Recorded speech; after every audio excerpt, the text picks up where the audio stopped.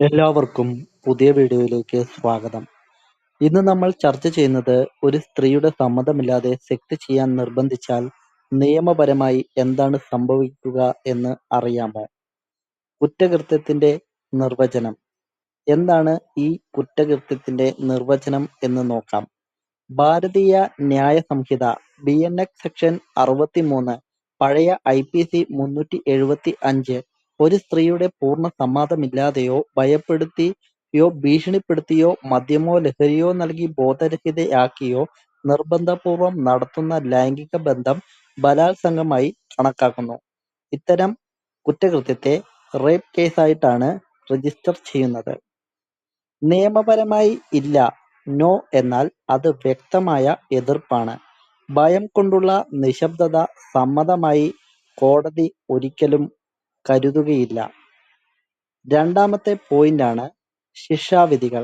ഇത്തരം കുറ്റകൃത്യങ്ങളുടെ ശിക്ഷാവിധികൾ നോക്കാം.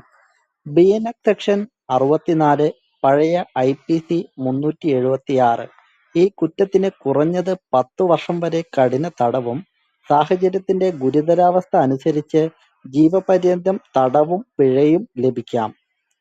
ഇരയ്ക്ക് ഗുരുതരമായി പരിക്കേൽക്കുകയോ ജീവന് അപകടമുണ്ടാവുകയോ ചെയ്താൽ ജീവപര്യന്തം അല്ലെങ്കിൽ മരണശിക്ഷ വരെ ലഭിക്കാവുന്ന വകുപ്പുകൾ നിലവിലുണ്ട്. മൂന്നാമത്തെ പോയിന്റ് കേസിന്റെ സ്വഭാവം. കോണ്ടിസിബിൾ കുറ്റം. പോലീസിന് കോടതി വാറന്റില്ലാതെ പ്രതിയെ നേരിട്ട് അറസ്റ്റ് ചെയ്യാം എന്നുള്ളതാണ് ഈ കേസിന്റെ പ്രത്യേകത.